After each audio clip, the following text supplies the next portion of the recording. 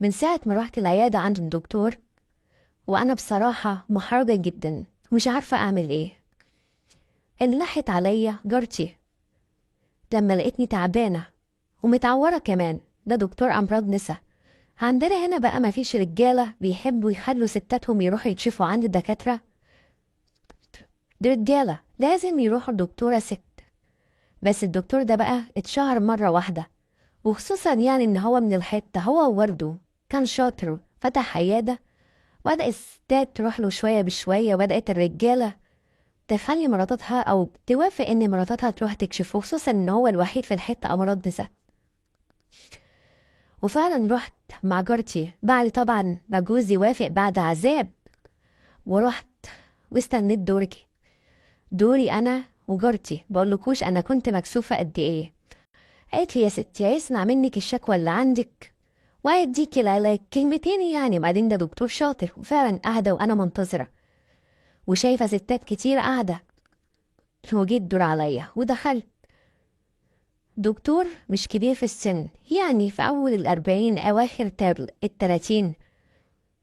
خد اسمي وخد سني وإن أنا عندي طفلين وحاجات من دي. قلت له إن أنا عندي 30 سنة وصغيرة، اتجوزت صغيرة وخلفت ولدين. قال لي بتشتكي من إيه؟ بقولكوش بقى كنت محرجة قد إيه. قلت له بصراحة أصل أنا يعني متعورة. قال لي متعورة منين؟ وأكيد يعني حاجة جامدة، إزاي متعورة؟ طبعا ده دكتور أمراض نسا وأكيد يعني انتوا عارفين متعورة فين. قلت له يعني أصل أنا بصراحة كنت بهرش وكده وتعورت، فعايزة علاج عشان أنا تعبانة جدا والموضوع ده مضايقني. قال لي بس لازم أكشف عليكي. قلت له لأ. بصيت لجارتي وبصيت جارتي ليا، برقت لي بعينيها على أساس يعني إن حاجة عادية. قلت له لا انا ما اقدرش ان انت تكشف عليا، انا عايزه علاج كده. قال لي لا هنا ما ينفعش اديكي علاج، انا لازم اشوف ايه الالتهابات ديت منين او التعويره دي منين، ما اقدرش اديكي علاج وانا بعد ما اكشف. جارتي بس قالت لي يلا. محرجه من ايه؟ ده دكتور هيشوف وهيكشف وهيديكي العلاج المناسب. وفعلا طلعت كنت لابسه عبايه سمراء، ما اقولكوش بقى كنت نايمه على السرير كانها ليله دخلتي. ايوه كنت محرجه، كنت خايفه، كنت مكسوفه. ده راجل غريب طبعا هيكشف عليا، اول مره في حياتي اتكشف على راجل غير جوزي. وجيت دكتور لابس جوانتي وقال لي يعني ما تشيلي الحاجات، شيلي عشان اكشف. وانا ماسكه في هدومي، مش يعني كأن حد ياكلها او يعني هيسرقها مني. هداني وطبطب عليا وقال لي ما تتحرجيش ولا تتكسي، انا دكتورك وبعدين انا لازم اشوف يعني ايه اللي عندك. وفعلا شلت الحاجات اللي انتوا فاهمينها، وهو شاف الحاجات. وكنت ميتة من الرعب ومن الخوف، ازاي دكتور يشوف حاجة زي كده؟ أنا عمري ما كنت أتخيل يعني إن هو هيكشف عليا، كنت متخيلة يسمع الكلمتين ويديني أي حاجة ويريحني وأروح. لا، فعلا بدأ يكشف وبصلي كده، بصلي نظرة يعني إن هو فاهم إن دي مش تعويرة من هرش ولا حاجة. أنا بصراحة كنت محروجة جدا وكنت مكسوفة. بصلي كده وابتسم ابتسامة يعني كأنه بيقولي ما تخافيش أنا مش هقول حاجة. وقال لي طب خلاص البسي وتعالي.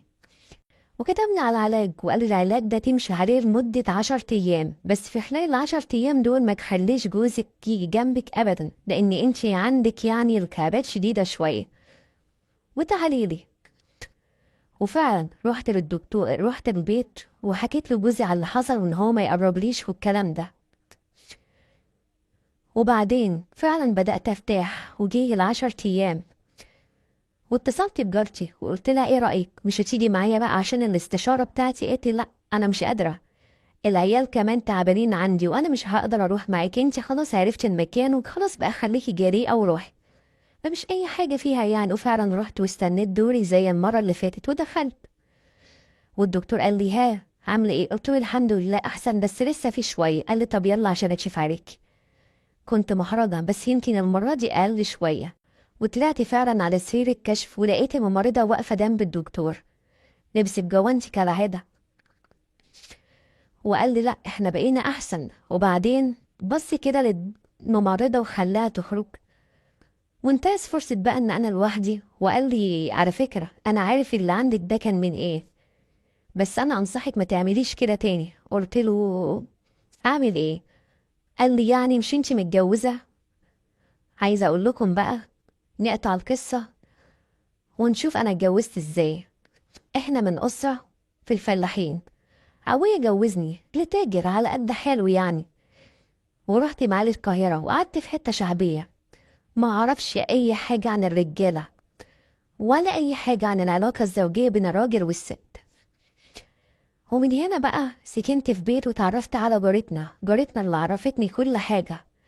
جوزي العلاقة بتاعته ما كنتش أعرف بقى إذا كان حلو ووحش، فبدأت تجرأني، وعرفت بقى إن هي بتخش على النت وتكلم رجالة، وبدأت تفرجني على أفلام كنت أول مرة في حياتي أشوف الأفلام دي.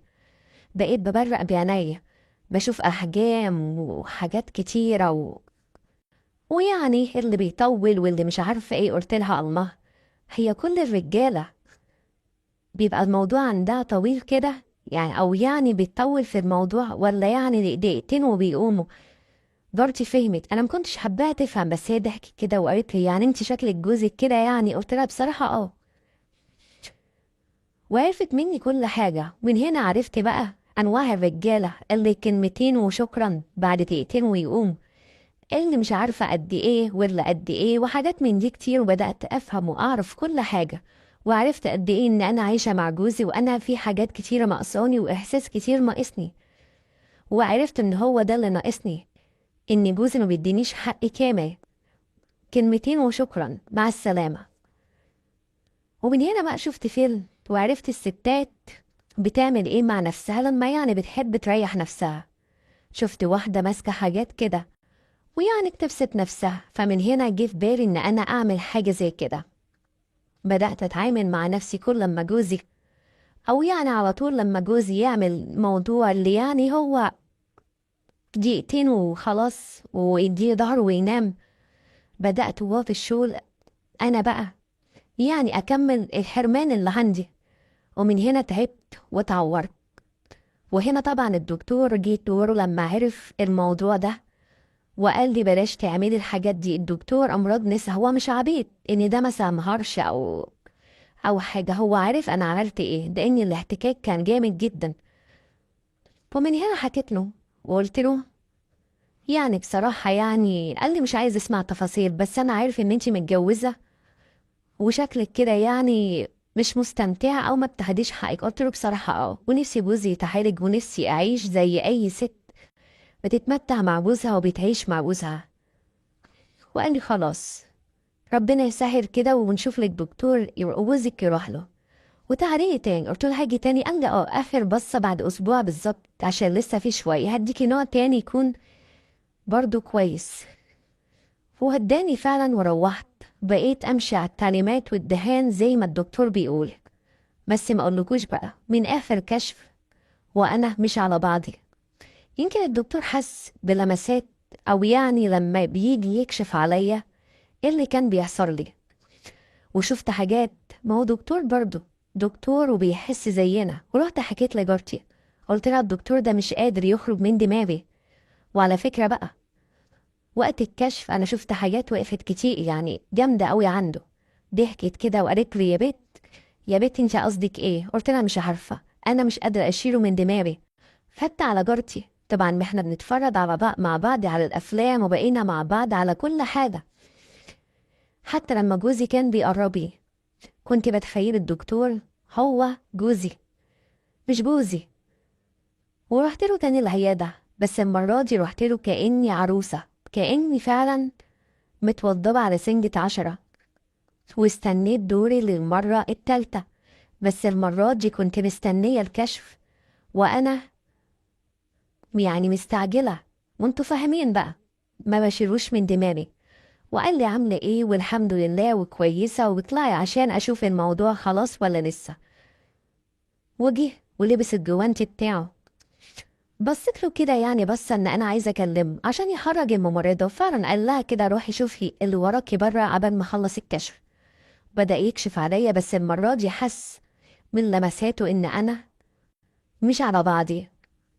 كنت بغمض وكنتش على بعضي من أي لمسة، وكنت بشوف وهو واقف يكشف حسيت إن مشاعره اتحركت. نوصت وأنا كمان حلوة وبيضة ونضيفة وبهتم بروحي لأقصى درجة، وخصوصا المرة دي كنت على سنجة 10.